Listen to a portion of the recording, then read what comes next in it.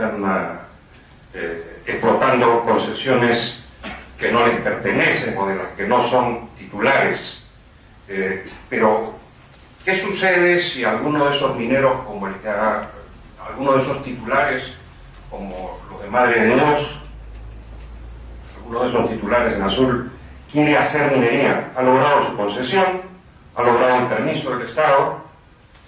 ¿Qué tiene que hacer?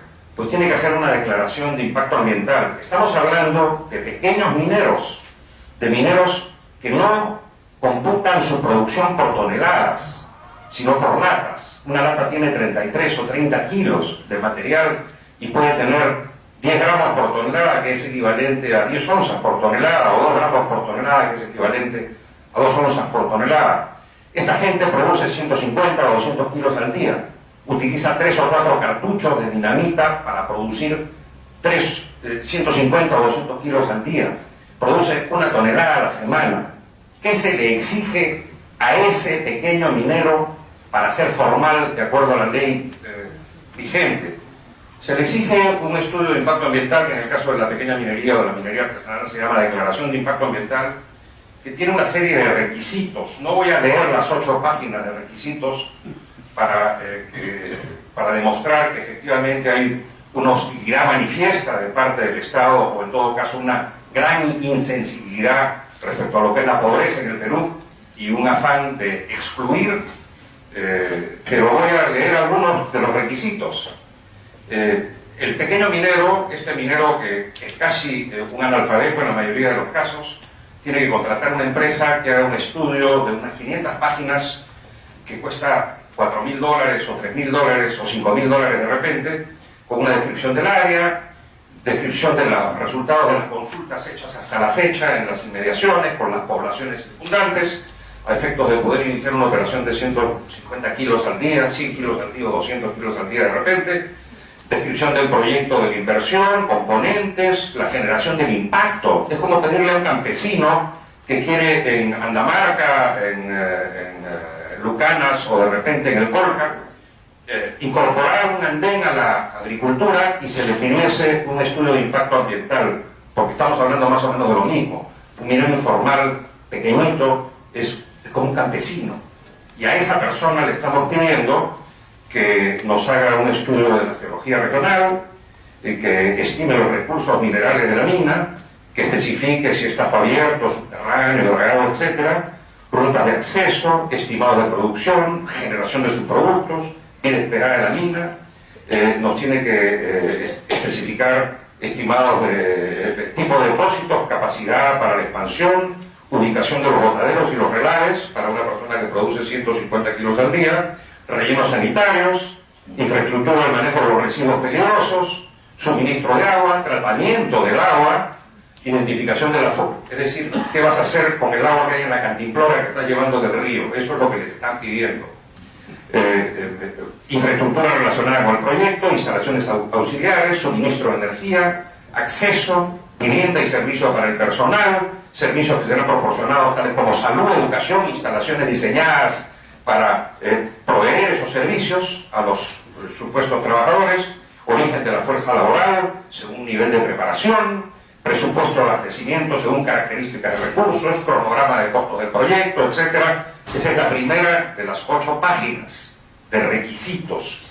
Calidad del aire y del ruido. Al minero informal tiene que mandar a hacer un estudio para estudiar, para determinar la calidad del agua y del ruido. A un hombre que está, como vimos aquí, a 20 kilómetros de las líneas de Nazca, en alguna de esas concesiones, en el medio del desierto, en donde no hay un agricultor ni a 5 ni a 6 kilómetros a la redonda.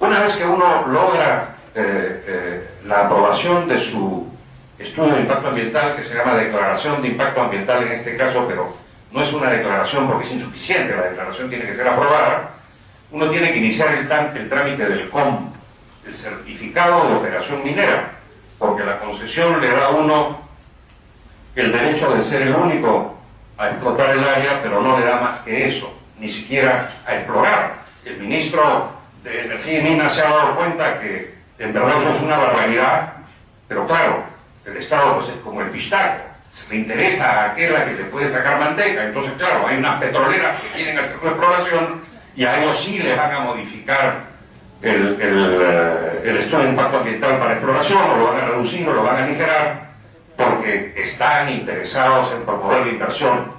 Pero un cholito que está en la punta del cerro, de ese sí se pueden olvidar y lo pueden abandonar, y si es posible lo pueden liquidar para tranquilidad de algunas empresas mineras que quisieran que no existieran estos pequeños mineros. Yo en verdad me felicito que ahora en la Sociedad de Minería esté la señora Eva Arias, porque sí hay una actitud distinta de parte de la Sociedad de Minería, y esto se debe obviamente a que la señora Eva Arias es hija no solo de don Jesús Arias Dávila, sino nieta de Agustín Arias Carraceo, que es un hombre que empezó de abajo y se hizo como minero informal y como pequeño minero, y entonces ella sabe el potencial que existe en no perjudicar a esos emprendedores que desde abajo pueden llegar a convertirse en grandes empresarios.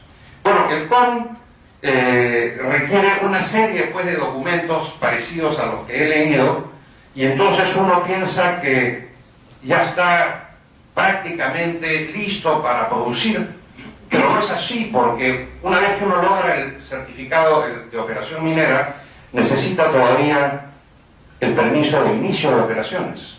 Ese es otro trámite.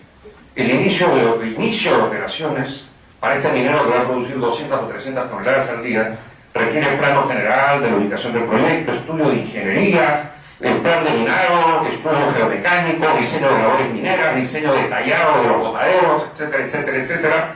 Y entonces, si una vez uno logra este permiso, ya estamos hablando de un año y de unos $20.000 de inversión. Si uno logra eso, viene la autorización global para uso de explosivos. Eso sí ya es el acabose. Es casi imposible lograr ese permiso, porque como el minero va a usar 4, 5, 6 cartuchos de dinamita al día, y la ley te exige que los explosivos sean transportados en unos vehículos especiales, el flete de esos vehículos es altísimo, necesitas un polvorín para guardar esos 4 o 6 cartuchos al día, entonces tienes que hacer un convenio con un cuartel, porque un pequeño minero no puede hacer lujo de construir un polvorín. Eso cuesta dinero, luego hay que llevar en otro vehículo y en viajes distintos, porque los explosivos no pueden ir con los fulminantes en el mismo vehículo hasta la mina. Entonces el costo de mover una tonelada se encarece tanto que el informal tiene que decidir seguir siendo informal, porque si se formaliza se va a la ruina. Acabo de escuchar el ejemplo que ha dado Roberto de estos mineros que hicieron un acuerdo con los informales. A mí me ha sucedido una cosa parecida. Yo tenía una concesión en Carabelí, que fue invadida. Me puse de acuerdo con los informales, estuvimos un tiempo conviviendo bastante bien. Me di cuenta, en verdad, que era gente que necesitaba arañar los cerros para vivir. Y entonces decidí que había que organizarlos en empresa y que yo les iba a vender la empresa. Y eso hice. Los años me fueron pagando cantidades pequeñas hasta que se hicieron propietarios de esta concesión 39 trabajadores, 39 familias que se formalizaron y que pasaron a ejercer actividad minera.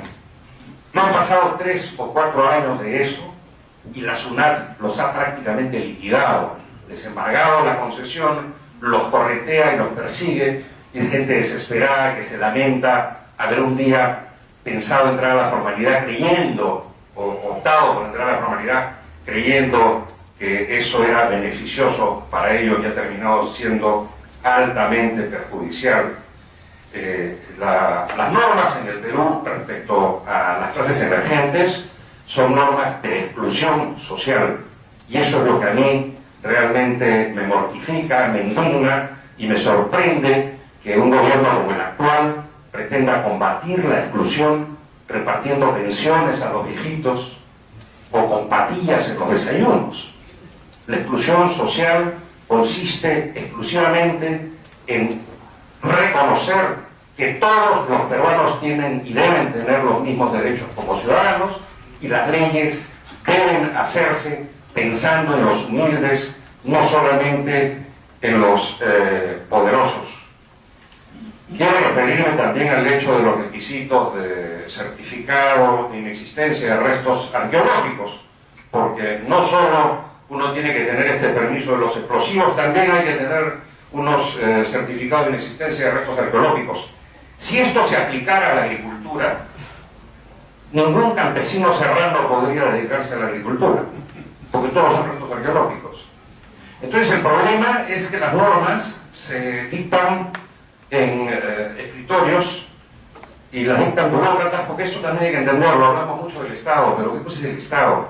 En países débiles institucionalmente como el nuestro, el Estado son los administradores del Estado, que cambian gobierno a gobierno, y normalmente, salvo honrosas excepciones por supuesto, en el Estado trabajan quienes por una razón u otra no pueden insertarse en el mundo de la producción, y esos señores son los que inventan estas normas para fiscalizar a quienes sí están aptos para generar riqueza. De manera que yo lo que propondría es que finalmente reconozcamos que los empresarios emergentes tienen derecho a progresar, y que el día que finalmente eso se logre y dejamos de discriminarlos y de perseguirlos, entonces nuestro país va a encaminarse definitivamente adelante. Muchas gracias.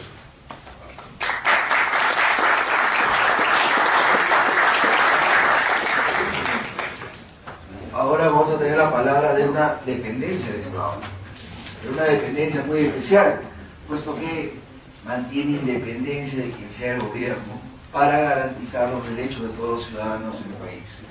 Les dejo con ustedes a la doctora Alicia Valdo. Reciban un cordial saludo y además especial agradecimiento de la Defensoría del Pueblo al Instituto del Perú por la gentileza de la invitación. Para nosotros es en verdad muy importante poder contar también con estos espacios para poder expresarles cuál es la opinión de nuestra institución sobre la labor que se realiza. En este caso voy a referirme a una labor que viene desarrollando nuestra institución desde hace más de 2 años. Nosotros empezamos a involucrarnos en una supervisión al Estado respecto de su accionar frente a la minería ilegal y a la minería informal en diciembre de 2011. Antes de referirme específicamente a cada uno de los puntos, quisiera decirles que el marco de mi presentación va a ser un marco de opinión respecto de la capacidad del Estado, de cómo el Estado se ha ido desempeñando en estos últimos años y probablemente cuáles son los retos del Estado en los próximos años con relación a este tema. Y cabe señalar que la Defensoría del Pueblo, el rol de nuestra institución es, dependiendo del tipo de supervisión que nosotros realizamos, hacemos una observación, una supervisión respecto de la capacidad de gestión de unas instituciones públicas, de una o de varias instituciones públicas, o también hacemos el análisis sobre el tipo de políticas públicas, de su diseño y de la forma en la que se implementan, ¿no? Probablemente a lo largo de esta presentación yo voy a ir haciendo algunos comentarios que tienen que ver con la gestión, pero también voy a procurar dar también algunas opiniones sobre el diseño de la política y cuál un poco es la problemática al respecto. Como primer punto quisiera señalar que respecto de esta problemática el Estado ha pasado de un polo a otro polo, ¿no? Hemos pasado de una situación donde el Estado prácticamente estaba en una situación de inacción, de una acción que se había referido básicamente a sacar una ley de formalización de la pequeña minería y de la minería artesanal, y que prácticamente esa ley no había tenido mayor gestión para que se pueda aplicar en nuestro país. De tal manera que en verdad a todos aquellos mineros pequeños, artesanales, o aquellos ya no tan pequeños, ¿no? Se estaban desarrollando sus actividades sin mayor intervención estatal. Y hemos pasado más bien ahorita a una situación de una persecución intensa, hemos pasado los bombardeos, hemos pasado precisamente a la destrucción de maquinaria, y en el interín queda la sensación, por un lado, de que el Estado, por un lado, digamos, las voces de que el Estado ha dejado hacer, ha dejado pasar y se han generado una serie de problemas en nuestro país, a digamos, hoy en día la percepción que en este momento estoy escuchando, ¿no?, de un Estado más bien insensible que está interviniendo de manera muy, digamos, tal vez con el mecanismo que no es apropiado. Al respecto, yo quisiera comentar que lo que estamos hoy en día, digamos, presenciando es la implementación de una nueva política que se estableció con la adopción de un conjunto de decretos legislativos. Estos decretos traen una serie de nuevas obligaciones para las entidades del Estado. Son alrededor de 136 nuevas obligaciones para el Estado. Y estas tareas, que son tareas como que grandes tareas que luego se subdividen en una serie de aspectos de gestión, involucran a más de 50 instituciones públicas. Involucran a todos los gobiernos regionales, desde luego, y a bastantes ministerios, organismos públicos, organismos técnicos, organismos ejecutores, etcétera, organismos descentralizados. Esta, en verdad, probablemente es una de las supervisiones más grandes que ha hecho la Defensoría del Pueblo por la cantidad de instituciones públicas que están involucradas, ¿no? Entonces, esta política en su diseño, digamos, tiene tres componentes: el componente de formalización, el de persecución y erradicación de la minería ilegal y el de remediación ambiental. Y dentro de estas tareas, que como ya dije, son bastantes tareas en tres grandes aspectos, lo que hemos visto el primer año es que básicamente la fuerza del Estado y su avance en el primer año estuvo más vinculado a los aspectos de desarrollo normativo. El primer año salieron todos los decretos, empezaron a sacar decretos supremos que desarrollaban, digamos, los decretos legislativos. Se sacaron una serie, digamos, de instrumentos más de gestión, como las bases de datos, por ejemplo, para las declaraciones de compromiso, etc., ¿no? Y más bien ya en el segundo año se ha empezado a notar, digamos, una acción más sistemática del Estado en los operativos de control, las interdicciones y las acciones más vinculadas a la persecución de la minería ilegal, ¿no? Yo voy a pasar en un siguiente punto a referirme de manera especial a cada uno de los puntos, pero quisiera no quisiera dejar pasar unos comentarios sobre el tema del diseño de la política. A estas alturas sí ya podemos referirnos, ¿no?, que efectivamente cuando salió todo el paquete normativo, no había una clara diferenciación, no estaba una clara diferenciación en este paquete normativo de las reglas que se aplican a la minería aluvial versus la minería no aluvial, y eso ha generado una serie de consecuencias y limitaciones para el Estado, ¿no? Y también hay otro punto que es en verdad bien relevante para una política pública, es, digamos, el enfoque de cómo se han diseñado las herramientas de formalización. ¿Qué quiero decir con esto? Una cosa es que haya un minero artesanal en una determinada área geográfica operando y tratando de formalizarse, y otra cosa es que sean 5.000 en esa misma área. Es decir, una cosa es que haya una persona aquí tomando agua, y otra cosa es que seamos 100 personas aquí tomando agua, ¿no? Entonces, los efectos de una actividad son distintos, pues, si lo vemos desde un punto de vista de la acumulación de impactos. Entonces, una cosa es, por ejemplo, si uno ve los mapas, una cosa son alguien operando en esa zona más, digamos, donde hay 1, 2, 3 concesiones, y otra cosa es esas zonas como Guaypetue, que está lleno de concesiones. En Puno también hay zonas donde son miles, en Trujillo, en el Cerro del Toro, por ejemplo, hay 5.000 en Trujillo, en el Cerro del Toro son 5.000 mineros en un cerro. Entonces ahí el tema es el enfoque de cómo se diseñan las herramientas para organizar a esos 5.000. O sea, yo no puedo pensar en que uno por uno, o de 10 en 10, o de 50 en 50 van a presentar IGACS. Si en verdad el efecto de sus operaciones es que entre los 5.000 se carcome el cerro. O sea, una cosa es que uno arañe el cerro y otra cosa es que 5.000 arañen el cerro. ¿no? Entonces ahí ha habido, digamos, es notorio hoy en día que el diseño de la política pública no diferenció claramente en este punto y ha generado una suerte, digamos, de inconvenientes en el camino para organizarlos y formalizarlos, ¿no? Eso implica, por ejemplo, que una cosa es que tú le pidas unos requisitos a un operador, ¿no?, que está solito. Obviamente, si es uno, todos los requisitos que señalaba el expositor que me antecedió, obviamente para uno o para un pequeño, todos esos requisitos son, pues, probablemente suenan a una exigencia exagerada.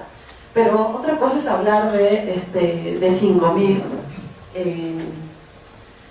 en Puno, en una determinada área, todos operando juntos, no todos operando operando con toneladas de mercurio, con toneladas de explosivos, ¿no? Entonces, para este tema, por ejemplo, algo que no se contempló en la política es este principio que hoy en día ya está más, digamos, en debate, que es el de la primacía de la realidad respecto de los efectos acumulativos de las operaciones, ¿no? Sobre este punto, por ejemplo, sí vemos un problema que es un problema que va a ser, digamos, implica un reto para solucionar en el futuro, es de corregir el diseño de la política en el sentido de que no se puede tratar por igual a un minero, ¿no?, que está solo operando en una determinada, o son pocos, versus a aquellas áreas donde son miles operando juntos. Y para otro ejemplo, cuando uno ve las fotografías de Madre de Dios, esos forados no son forados, pues, de un pequeño que está solito operando. Prácticamente es la muestra de que la operación conjunta de miles de pequeños operadores o de medianos operadores genera efectos que son, en un sentido acumulativo, son grandes efectos. Y yo no sé comparar, porque no soy abogada, no uso, digamos, esto de los mapas, pero alguien me preguntaba el otro día, ¿el forado de Madre de Dios es más grande que el de Antamina? O sea, el forado de Madre de Dios es más grande que el de Yanacocha. Entonces, ¿cómo hablamos si el forado es más grande? ¿Cómo así hablamos de una herramienta de gestión ambiental para un artesanal? ¿Cómo le vamos a aplicar una herramienta de gestión ambiental de artesanal a un forado que es más grande que el de Antamina? Entonces ahí hay, digamos, un reto enorme para el Estado para poder ver si el diseño, digamos, en verdad, para corregir el diseño de la política, ¿no?, que hoy tenemos. Otro aspecto que quedó un poco, en verdad, medio descolgado, fue el de la regulación y la fiscalización de todo el tema de la labor de beneficio. Hay muchas plantas de beneficio ilegales, informales, ¿no? Sobre todo en Ica hay todo un conglomerado de plantas que operan, y no son plantas que manejan, pues, poco tonelaje, ¿no?, de producción. Entonces ahí se ha empezado a hacer intervenciones en las plantas de beneficio, pero ciertamente hay que mencionar que en el diseño normativo el tema del control y todo el proceso de adecuación de las plantas de beneficio no queda muy claro, ¿no? Y ese es un tema que queda también pendiente por ver. Estas son un poco unas primeras ideas que quería dar sobre el tema del diseño de la política. Ahora sí quisiera entrar propiamente a mencionar algunos temas de la formalización. Sobre la formalización, el primer paso era que los mineros se presenten ante el Estado para la declaración de compromiso. Hoy en día, según las cifras que manejamos, existen 70.858 declaraciones de compromiso vigentes.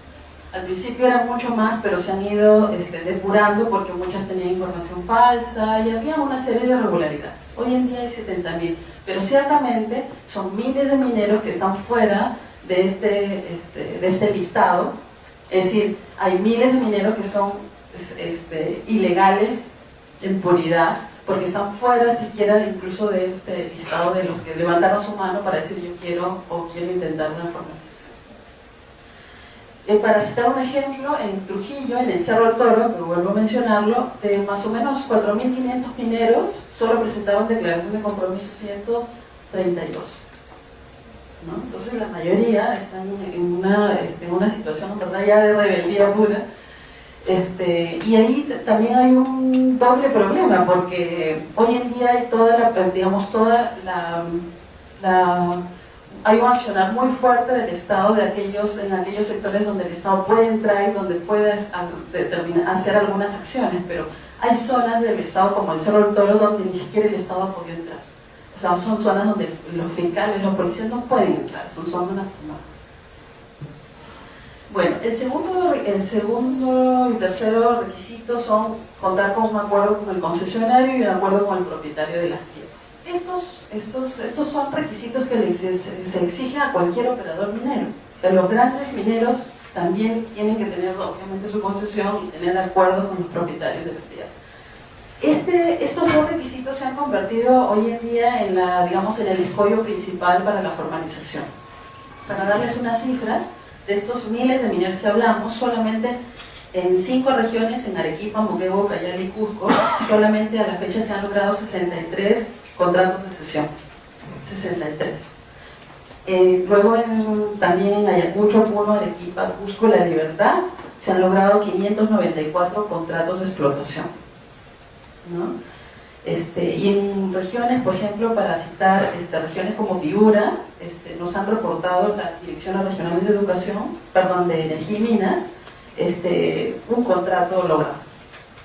Entonces las cifras, como ven ustedes, son de verdad pequeñas, y esto en gran medida responde a un serio problema. Por un lado, como ya se mencionaba por los expositores anteriores, de que pueden haber prejuicios, puede haber desconfianza, también hay una suerte, digamos, de recelo. La cuestión es que no se logran los acuerdos entre los informales y los concesionarios, y tampoco con los propietarios.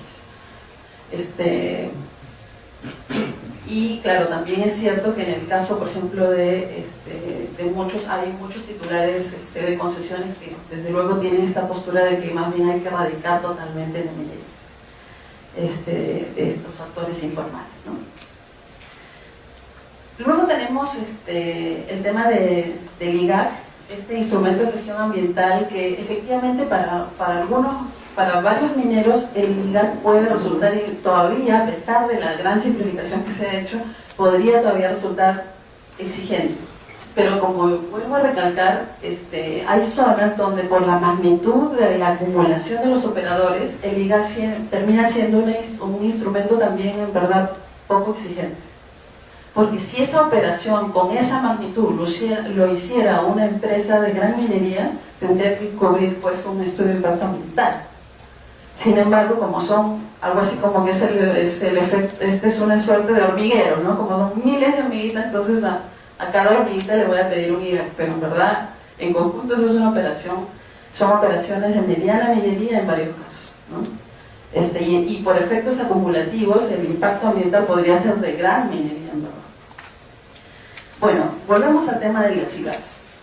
Por ejemplo, hay zonas donde no se ha presentado hasta ahorita, o sea, hasta el momento, no se han presentado IGACs, o se han presentado y se han devuelto, por lo siguiente, porque los requisitos son, digamos, para presentar un IGAC, uno tiene que tener el contrato de explotación con el concesionario, o tiene que tener un contrato de cesión de uso.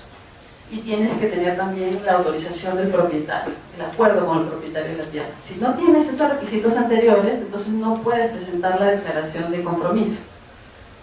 Entonces, por el escollo anterior, muchos mineros no pueden lograr tener un IGAC. Y esto, digamos, se refleja en las cifras, ¿no? En Apurímac, en Arequipa, en Ica, en Huancavelica y en Puno. Hasta el momento, lo que tenemos, no hay ningún IGAC aprobado. Aparentemente tendríamos, en verdad, nosotros tenemos cifras ahorita de Apurímac, Arequipa, Ayacucho, Cusco, Ica, Huancavelica, Piura y Puno, y en total, de todas estas regiones, 7 IGACs aprobados a la fecha, ¿no? Entonces es muy bajo, ¿no? Sobre el cumplimiento del CIRA que se ha mencionado, el CIRA ha sido digamos, súper simplificado, ¿no? Aún así, en muchas zonas el CIRA en verdad ya no es exigible. Por ejemplo, en Coipeto el CIRA no es exigible, porque ahí ya no hay nada que cuidar, entonces ahí lo han exonerado. El derecho de uso de aguas va como una opinión anclada al IGAC. Entonces eso está... En verdad la parte administrativa se ha simplificado muchísimo. Hasta aquí yo quisiera señalarles una primera conclusión, ¿no? Se han instalado 5 ventanillas únicas y están por instalarse 3 más según ha anunciado el gobierno. En verdad, la parte administrativa se ha simplificado bastante. Las ventanillas han estado abiertas y las ventanillas únicas, bueno, son una suerte, digamos, de procurar algo más de agilidad. Pero la parte del procedimiento administrativo ha estado desarrollado y ahí ha estado listo, por ahí no ha estado el problema. En verdad, el principal problema de la formalización minera está básicamente en la falta de acuerdos entre concesionarios y informales y entre la falta de acuerdos de propietarios de la tierra con los informales. En algunos casos los propietarios de las tierras son los que han hecho la minería informal y ellos no se ponen de acuerdo, pues obviamente con el concesionario. Entonces, ese es el principal problema ahorita. En verdad, diríamos, no es un problema tan vinculado ahorita con una ineficiencia del Estado, sino está vinculado con prácticamente con la falta de deseo y falta de voluntad, y que también están en su derecho los concesionarios o los propietarios de tener una opinión discrepante y no formalizar acuerdos, ¿no? Hay que recordar que nuestra Constitución y las leyes que desarrollan tanto la concesión minera como el derecho de propiedad establecen que son estos propietarios los que deciden sobre su propiedad. La concesión minera es un derecho real. Una vez que te lo asignan, ese derecho, mientras tú lo mantengas vigente, pagando tus derechos al INGEMET, es tu derecho y tú dispones de él, ¿no? Y en el caso del derecho de propiedad también, el propietario decide sobre su derecho de propiedad y nuestra Constitución no admite expropiación de estos derechos. Nuestra Constitución no admite expropiación de estos derechos y la limitación del derecho de propiedad está regulada en la Constitución y las leyes, así también como las limitaciones que puede tener una concesión minera. La normatividad minera establece las causales de caducidad de las concesiones y no está, por ejemplo, como causal de caducidad que haya mineros ilegales o informales sin tu concesión. Y no debería estarlo porque no es atribuible a tu responsabilidad. Entonces, como las normas le dan el derecho digamos, al concesionario y al propietario para disponer o no de sus derechos, el Estado no te puede obligar. O sea, no puede venir el Estado y obligarte a ti, propietario, a ceder tu propiedad. Tampoco puede venir el Estado y obligar al concesionario a ceder sus derechos. Entonces ahí hay un tema bien delicado y bien complejo para el Estado para poder resolver más adelante. Porque hoy en día, en verdad, bajo el marco constitucional que tenemos, el Estado tiene la obligación de proteger los derechos ya asignados. El Estado tiene que respetar los derechos de los concesionarios y tiene que respetar los derechos de los concesionarios, perdón, de los propietarios también. Entonces, ¿cómo solucionar este aspecto? En verdad, ahorita no tenemos una receta. No hay una receta para resolver el tema de que los informales están de manera precaria en concesiones ajenas y en propiedades ajenas. Y una receta legal para eso, en verdad,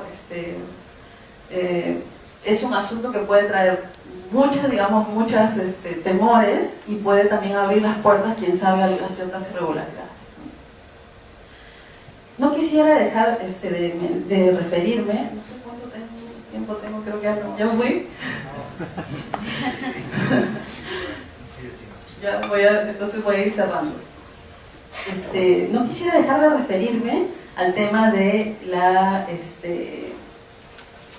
a los temas de erradicación y control, ¿no?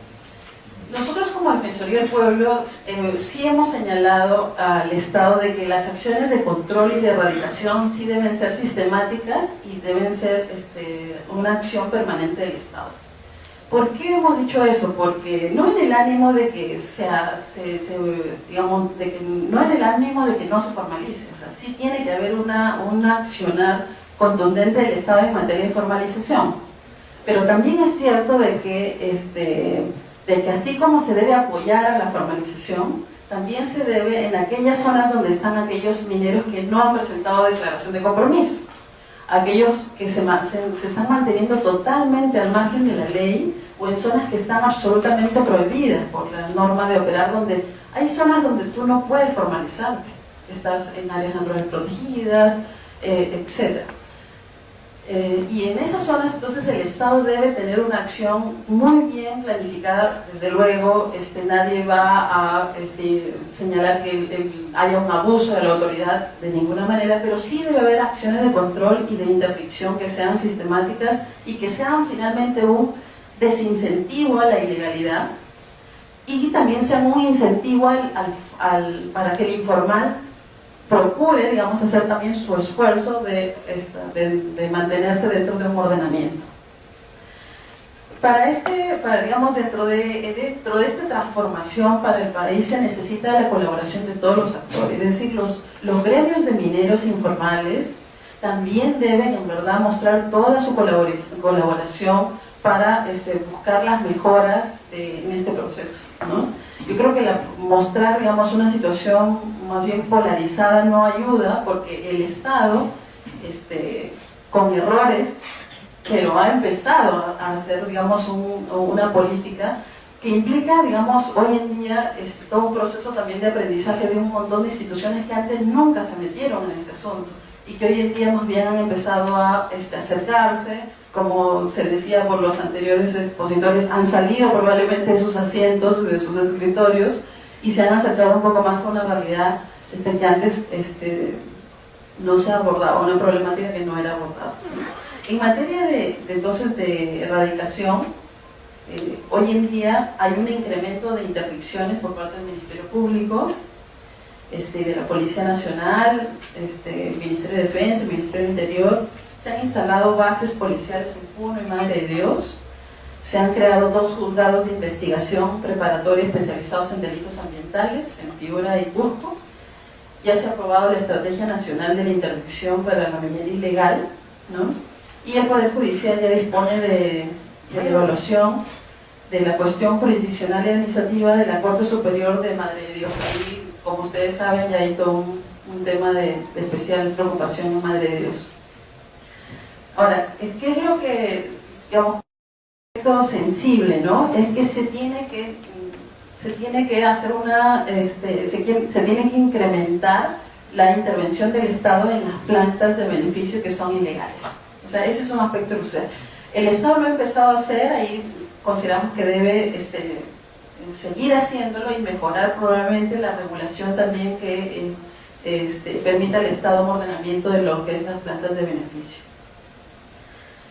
En materia de control de combustibles, yo creo que ahí también tenemos un importante avance. En Madre de Dios se han aplicado cuotas, se han establecido las rutas fiscales, ya hay normativamente 6 rutas fiscales, pero también debemos decir que los puestos de control no están implementados en todas las rutas, ¿no? Entonces ahí hay todavía muchas tareas que hacer por delante. Finalmente, en verdad el Estado ha dejado operar a los mineros por muchos años. El domingo veíamos que la señora Goya decía: yo estoy acá 40 años.